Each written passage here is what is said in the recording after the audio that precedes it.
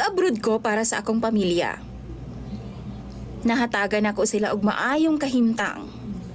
Apan late na nako na-realize nga wala man din ako nabinlan ang akong kaugalingon. Kana ang akong kahimtang karon na DJ Sam. Tawagan na lang ko sa pangalang Maricel. 43 anyos na ko ug bag-o lang kong nakauli gikan sa abroad. Halos 20 ka tuig sab ko nga nag-abroad, DJ Sam. 23 anyos ko kaniadto dihang nagdesisyon ko nga manimpalad sa gawas sa nasod. Una mong mi ka mag-igsuon, DJ Sam, ug ako ang ikaduha. Akong maguwang naminyo po dayon. Maong wala na siya chance nga mapalambo pa bisan gamay ang among pamilya. Kay numdum ko sa una, DJ Sam, magdildil ang intawon mig asin. Og maglisod mig kaon.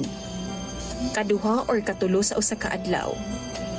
Naapagani panahon nga pirmi na lang lagot mo ang among ginakaon sa tibuok tuig. Ana ni kalisod. Og mao na ang rason na DJ Sam nga naningkamot ko nga maka-abroad. Kay gusto na akong mabati pod sa akong mga manghod ang kaharuhay bisan pa man sa ginagmay lang nga pamaagi. Tuod man naka-abroad jud ko. Og nagtipid ko para sa akong sarili. Kay gibuhos na ako ang tanana sa akong pamilya. Gusto po na akong makatilaw og kaharuhay ang akong mga ginikanan o mga mangho, DJ Sam. Napaeskwela na ako noon sila. Nasininaan ako og tarong og napakaon og tarong.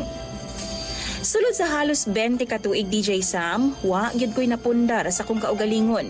Tungod kay gusto na ako buhong ang akong pamilya matag bulan. Proud pud ko sa akong sarili. Kay napahuman na ako og eskwela ang ako nga tulo ka mga manghod nga milahutay sa pagtuon. Nakatabang pud ko sa ako mga pag-umangkon og nakahatag pud ko sa ilahang mga luho. Butang nga wa na mo na experience kaniadto, DJ Sam. Happy ko nga nakatabang og makahatag sa ako mga paryente matag panahon nga mamarayg sila pambayad sa ilang kuryente, tubig ug uban pang mga panginahanglanon. Year 2021, nihangyo ang akong mama nga mag-Siargao daw sila. Kauban ang iyaha mga kumari nga mga silingan rapod namo og paryente. Regalo na lang po daw nako para sa iyahang ika-67 nga birthday. Duha-duha ko ato nga time, DJ Sam. Kay wa ko ika-afford sa 150,000 pesos nga gipangayo niya nga budget. Apan wa siya mi kontak nako tulo ka semana. Maong nabalaka ko. Naibawaan na lang nako sa akong manghod nga nanluod ay si mama. Kay ako aman siyang gibalibaran.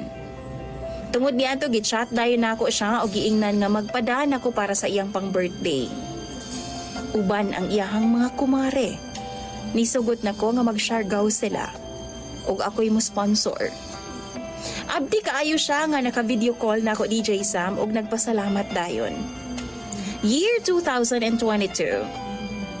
Gawa sa regular na akong ginapada, DJ Sam, nagpadugang pod si mama. Kay lagi, napriso daw ang among kinamanghuran na tungod sa drugs. Og nangayo siya og pangpiyansa sa ako, DJ Sam. Gihatagan ko na ako, bisan halos wa na ko'y savings. Bisan sa akong kahimtang, DJ Sam, wa ko gareklamo. Kay lagi, malipayon ko nga makasilbi sa akong pamilya. Wa pod ko'y karapatan nga magmaymay nila kay manluod man dayon sila. Apan last year lang, nagkasakit ko og sugo, DJ Sam. Gipa-check up ko sa akong amo og naa daw nakita nga gasgas sa akong baga. Naaraman ay tambal pero kinahanglan una nga mag-rest ko og taas na higayon. Maunang gipapauli lang una ko last month dinhi sa Pilipinas. Pag-abot na ako sa Pilipinas, DJ Sam, naabdan ako ang akong pamilya nga nagkaguliyang lang. Akong manghod, nag-inom, kauban ang iyang mga bangag, pud siguro nga mga barkada. Akong mama nagsugal, nagtong-its, o karon pagani ko kahibaw, nga nahimo naman di ay ning sugalan ang among panimalay. Nakurat si mama sa akong pag-abot, DJ Sam, o gisultihan na ako siya sa rason. Apan imbis nga atimanon ko niya og silbihan. Ipasulod ra ko niya sa kwarto, og nagpadayon siya sa iyang sugal.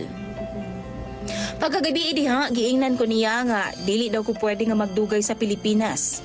Kay daghan daw kaayo siyag bayro nun. Daghang utang.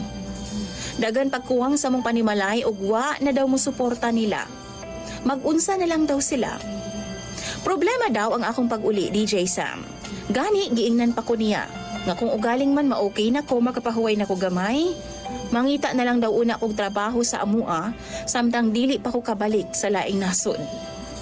DJ Sam, ani lang budget ko para sa akong pamilya. Nasakitan kaayo ko.